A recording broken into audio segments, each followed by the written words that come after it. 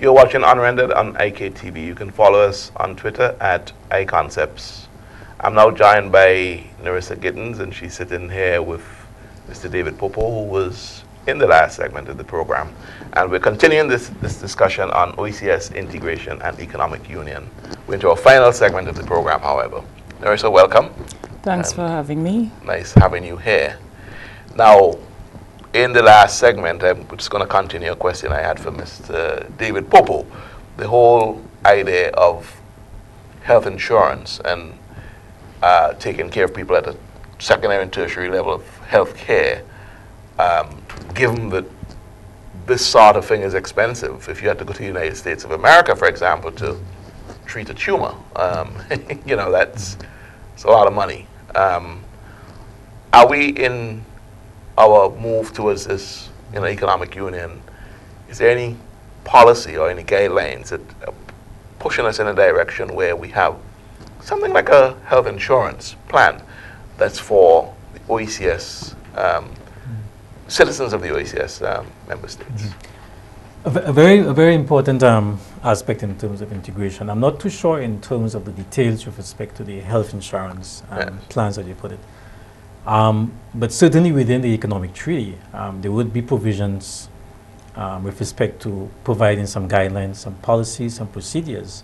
So, for example, if St. Lucia would have the investment capital for cardiac, you know, problems, related, you know, and then you have a center, for example, where you can deal with those kinds of things at a cost that's cheaper. And if the governments, if the member states can come together and capitalize those particular institutions, that would be one example in terms of how you harmonize, how you integrate those kinds of services, but which can be affordable, so that persons who move across the borders, for example, whether it isn't in the context of somebody from St. Vincent providing capital to the institution in St. Lucia, that person would not have the kind of taxation that if somebody from outside the union, you know, would be liable to. So I would imagine that there would be the kind of a public-private sector engagement and dialogue in terms of harmonization across the board to ensure that we can have access to those health services. Okay, so let's look now at, again, another social issue, and maybe I can bring you in here. The idea of sustaining the environment. What are the challenges here? Because, you know, we have common problems across the OECS. Our coastlines are receding, it's happening to everyone. You know, the water resource, protection of that. What are your imperatives in this area? If I can ask you to kick off. The thing is, as far as sustainability and the environment is concerned, as you quite rightly said, it impacts all of us across the region. But a big part of it is that we, in our region, are the ones who get, while we contribute the least towards the problem, we carry the brunt of the effects. Yes. And therefore, it brings into question, how then are we going to deal with this? Because you just can't leave it so on you maybe can't set policies for the prevention. Well, you can, but it's not totally our, as you said, it's not a mere fraction of it is what we cause. But in terms of defense, maybe that's how we... So if we're going to deal with the thing, again, we have to look at it across the border. Because no individual member state would be able to do this on its own. And if you look at our ocean, our the coastline and so forth, you know, we have the economic waters where one run into the other. Exactly. So that individual member states cannot deal with it. It has to be a regional, holistic approach. So it makes sense again to harmonize on this level. But yes, go ahead. If I may just jump in there. I mean, let's look, for example, the whole thing about climate change. I mean, we are told that if just 1 degree in terms of sea level rise can really impact, as Nerissa was saying, in terms of our coastal areas. The whole thing of sea level rise and the impact with respect to your terrestrial space. Yes. But then we know for a fact that that our tourism industry is, in many ways, I mean, it's the hotel plants are built on our coastlines, so that at this very moment, the member states have agreed to have what they call a climate change regional model policy. Yes. So that, for example, an investor comes and says, look, I would like to build on the sand. We can say collectively that if you do that, or you should not do that, there should be what they call a buffer. Because if you do that, you're going to impact on the resources in the sea. Yes. And if you degrade the resources in the sea, then there's an impact in terms of your economic, in terms of your investment. So that's the kind of correlation we can see in terms of a natural resource or environmental issue, but impacting with respect to your economic.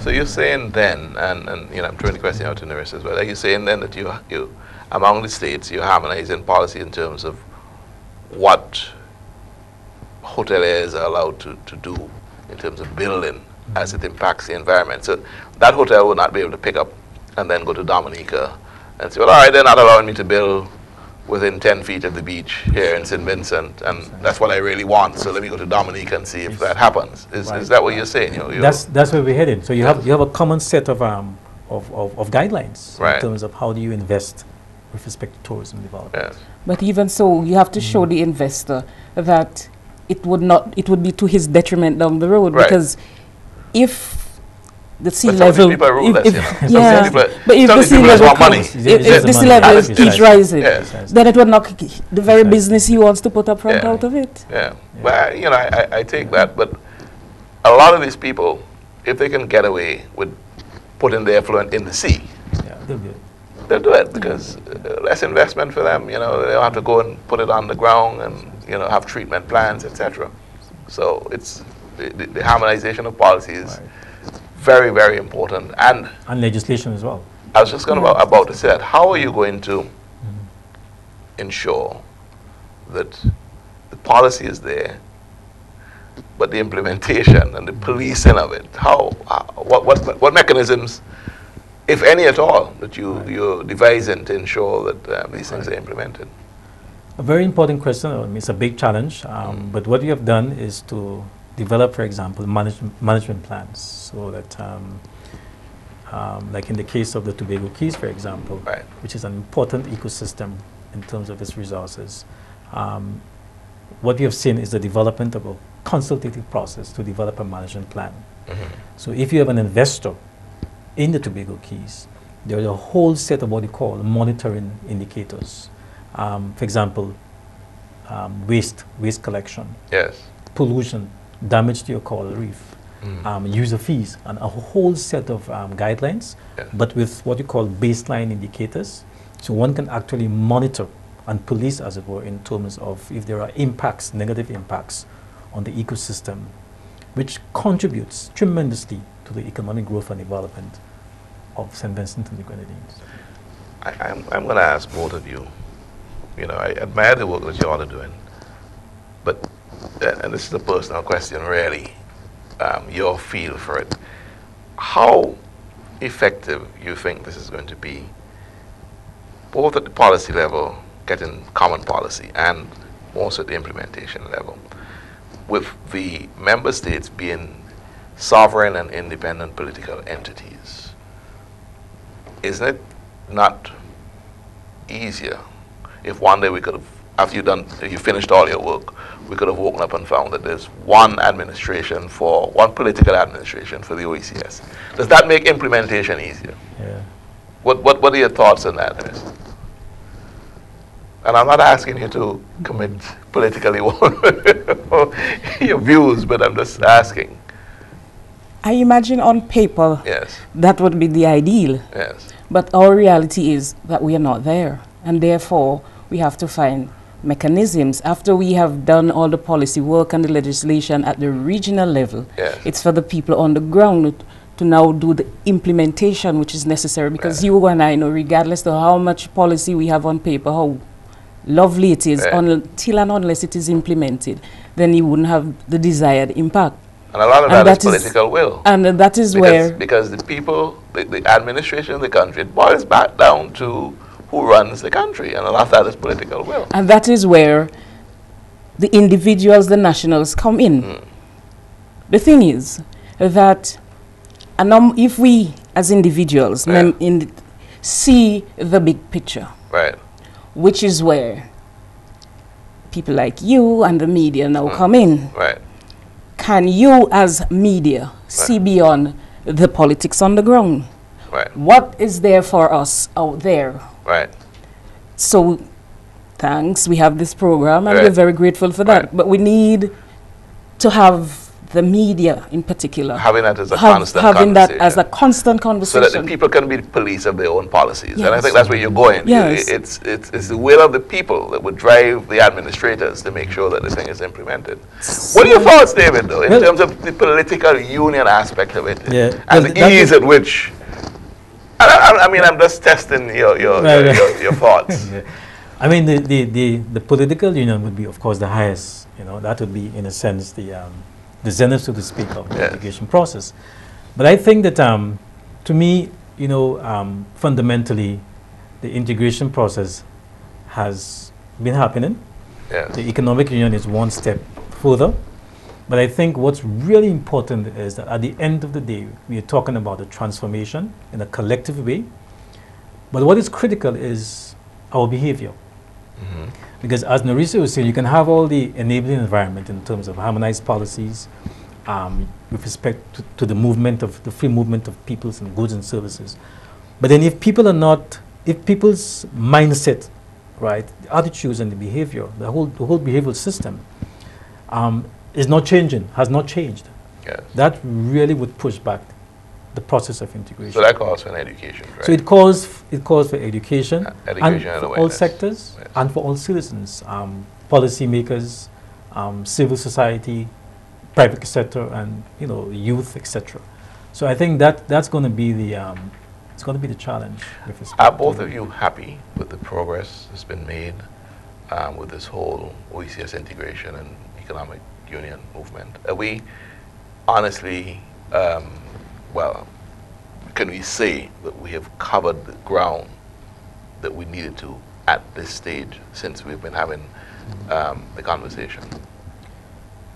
I think we have done, I mean, there's always room for improvement but I think we have covered in a very short space of time since it's only about 30 years, you know. I mean, 30 years appears to be long, but in terms, given the historical background and the historical antecedents that we have within the region, I think we have been able to achieve quite a lot in terms of the integration process.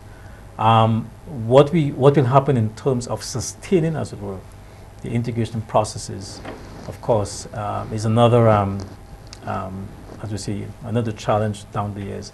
But I think with the OECS growth and development strategy, I think that will serve to actually concretize some of the protocol obligations within the economic space. Yes. And Narisa, has it been your observation that there's some OECS countries that are more willing to participate than others? Is it that, you know, everybody's equally on board? I think there is the will, generally. But when it comes to individual member states, we are at different levels in terms of our implementation process. And I don't think it has to do with the political will of that sort. It's just a natural process. Some things... Some people have other priorities. No, in some member states, people some were more advanced already. So that when we signed on, for example, in 2011 on the economic union, then there are those who had to do some catching up. And therefore, we're allowing and giving space. We're almost there, but we're making progress. One final question, I'm going to throw it out to you, David. Seeing that you're the person that deals with, you know, the social development and sustainable development. What is your key feature or key area? There are many, but which is the main one that you think needs the most focus right now? Is it crime? Is it you know, education? Which one and why? I think the whole social issue of poverty reduction. Poverty reduction. Yeah, I think if we can if we can promote greater equality Yes. and opportunity, I think the other sectors in terms of education and health, we can see some improvement. Right. But we really have to ensure that we can have social development policies that can seriously address the gap in terms of poverty reduction. But that is a major structural issue for us. In a sense, Yeah. Nurse and David, this is what the whole OECS integration and economic union is all about. Isn't that the main thing it is to address? Improving the quality of lives of people in the space? Most definitely. And the policies that we're trying to put in place regionally, the end game is a better quality of life for all citizens. And therefore, the onus is on all of us to work towards getting there. While